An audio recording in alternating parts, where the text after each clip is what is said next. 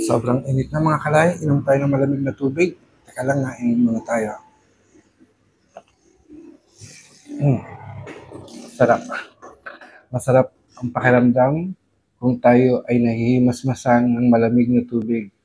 Ako nga pala ang apo adman ng Templang Anituhan ng Luntian, Agama. Kung mapapansin nyo sa ating altar, hindi tayo nagsindi ng kandila ngayon. Bakit? Kasi sobrang init na at kung tutuusin, ramdam na ramdam mo ang init ng kapaligiran. Bukod sa tindi ng sikat ng araw, paggabi, hindi na kami ang hirap makatulog dahil sobrang init. Tipong paghawakan mo yung dingding mo, parang napapasok ka. Feeling mo is nasa air fryer ka. Sobrang init ng panahon. Hindi ko maintindihan anong meron ngayon. But grabe na talaga ang climate change, no? So, ang bawat kilos natin, talagang nagpo-produce tayo ng heat. Tapos ngayon, sa politika at sa mga buhay-buhay natin, talaga nag-iinit, no? Ang daming pag-aaway. Naalala ko nung high school ako, at saka elementary, lagi sinasabi ng teacher ko, pag maingay, nakakadagdag ng init. Kaya sabi, manahimik na lang. Ngayon, hindi ko alam kung anong estado ng mga paaralan ngayon. Siguro, itong nasa tapat ko, yung FCPC. Diyan kasi ako nag-elementary at high school. Dati naman walang aircon yan. Hindi ko lang alam ngayon kung ang mga silid-aralan ay meron ng aircon. Pero swerte ng mga kabataan ngayon kung naka-aircon ang kanilang classroom. Pero hindi naman lahat ng eskwelahan ay may kakayahan para magkaroon ng aircon. Alam ko, supposedly dapat pag summer, bakasyon, no? Wala nang pasok.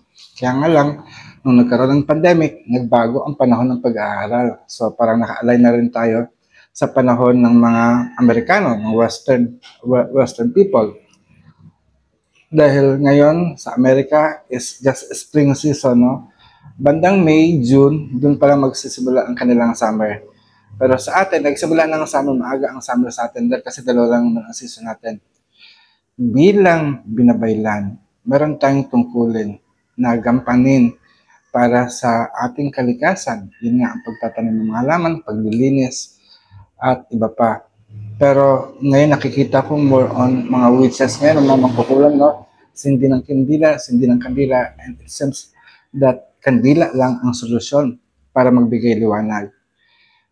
To be honest, sa mga mangkukulam na nandiyan, mga baby witches, mga anak, pakinggan niyo po ako ha. So, hindi naman, I'm not imposing na ako yung tatay ninyo o tatay na mangkukulam ninyo, no? Hindi, isang payo lang din dahil kasi marami akong mga kaibigan na nanonood din sa akin at ini-encourage ko na magkaroon din tayo ng responsibility, hindi lamang para sa mga client natin, kundi para na rin sa sanlibutan. I think, tinanong ko na rin ito sa Corallian tradition, yung pagsisindi ng kandila, pag yung nagre-ritual, dahil ito ay sacred or ancient tradition na ginagamit ng mga pagano, ng mga mangkukulam, ever since na mahirap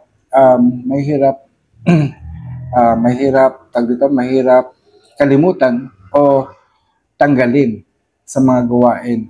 Pero tingnan natin, dahil kasi ngayon panahon na ito, talagang climate is changing, no? At meron nga tinatawag na global warming.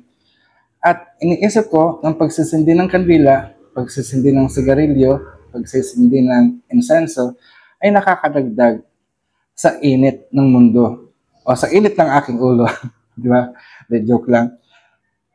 So, meron bang alternative? Actually, yes. Kung pag-uusapan natin ng apoy, ito'y nagbibigay ng init. Pero bukod sa ito'y nagbibigay ng init, ito rin ay nagbibigay ng liwanag. Ngayon, kung ito ay liwanag, meron din siyang inilalabas na kulay, di ba? So, instead of using the traditional fire na kailangan mo magkaroon ng friction, actually kasi lahat ng gawain ng wika o ng mangkukulam is very symbolical. Meron siyang kahulugan, di ba? Kung ikaw ay magsisindi ng apoy, kailangan mong pukpukin. So, merong friction. So, isa pang uri ng friction na natural na apoy is yung makipag-away ka, no? So, yun yung apoy, di ba? But we don't want that to happen. Ibang different apoy naman siya, different fire. Pero yung tinatawag na natural fire within us na hindi kailangan mag-apoy. Tulad ng init ng inyong katawan. Yung init ng inyong katawan sa hilot, di ba, is element of fire. So, paano ba nagkakaroon ng apoy sa ating katawan? Di ba? Pag humihinga tayo, it maintains, it regulates our temperature. Gayun din, pag umiinom tayo, nagsisirculate siya sa ating dugo. Gayun din, pag tayo kumakain. So, ito yung mga bagay na nagpapainit lalo sa ating katawan, lalo na kung ano yung uri ng kinakain mo. Tulad ng mga karne, mga taba-taba, di ba? Mga chichirya, mga starch. It continually digesting. Pag nagdadigest tayo, umiinit ang ating katawan. Ganon din yung pag-inom ng alak, no? Nagpapainit siya ng katawan at sa init ng katawan kung ano-ano nagiging resulta. No? So ngayon siguro isipin natin yung paano palamigin ang ating kapaligiran. Maganda sana mayroong houseplant sa ating halaman sa loob ng bahay para siya yung mag-generate ng hangin, may cooling effect sa ating bahay. Kaya nga lang minsan pag maliit ang halaman, natutuyo din. No? So kailangan talagang tinutubigan siya. Ngayon hindi tayo nagsindi ng kandila. Sa halip na kandila ang ginawa natin, ay nag-alay tayo ng tubig na malamig. So, usually kasi 'di ba, pag nagdadasal tayo, nagsisindi ako ng kandila at nagsisindi rin ako ng insenso. So ngayon, dalawang elemento rin ang ating ginamit. So imbes na kandila at saka insenso, ang linagay ko ang inalay ko ay yelo at tubig. So, hinihiling natin na sana lumamig ang panahon. Huwag naman magyelo. Lumamig lang para maiwasan natin ang mga sakit, no? Mga insidente ng heat stroke. Ay, nanggaling na tayo dyan, pero at nakaraos tayo, pero concern pa rin natin is ibang mga kababayan natin. So kayo, mga viewers natin, huwag niyo pong kalimutan laging uminom ng tubig at magkaroon kayo ng bimpo or towel, wet towel na babasain nyo. At pag talagang nainitan kayo, is patong lang nyo sa ulo nyo, sa noon nyo, para yung init hindi tumaas sa utak. So yun yung mga tradisyon na ginagawa ng ating mga ninuno o payo ng ating mga magulang, ng lola ko, ng nanay ko, bago sila nawala, no? So, we have responsibility to ourselves. Yun yung unang-unang pananagutan natin na iligtas natin ang sarili natin. Maswerte kayo kung meron kayong aircon sa bahay, no? Social, rich kid. Kami hindi no? Pero isipin pa rin natin, may mga kapitbahay din tayo na hindi ganun kayaman o hindi ganun kadami ang pera. Pero I think nainggit tuloy ako na maganda rin sana siguro sa bahay kubo. Di ba yung bahay kubo parang made of nature pa rin, natural pa rin, gawa sa kahoy, gawa sa dahon. Kaya yung natural flow ng air is sariwa pa din. Pero kasi ngayon yung bahay na bato talagang akala mo talaga nasa impyerno ka na o kaya in-air fryer ka na o kaya microwave ka na. Dahil kahit matulog ka, pagkagising mo sa loob ng kwarto mo, is akala mo may sunburn ka dahil kasi mainit yung balat mo. Natutusta ka. Nalilitsyon ba? No? So, ingat-ingat lang po tayo mga kalahi. Pag-isipan natin, maligo. Yan, para malinis ka, mabango ka, at saka at the same time, is, hindi ka masyadong mag-init. No? Ito'y makakaibsan sa init at pawis. No? Ano pa ba? Kumain din ng mga prutas, no? Uso ngayon ang mangga, ang pakwan. Ito ay magbibigay ng ginhawa sa atin. Pero sabi nila yung mangga daw is mas lalong magpapainit. Pero it was season today.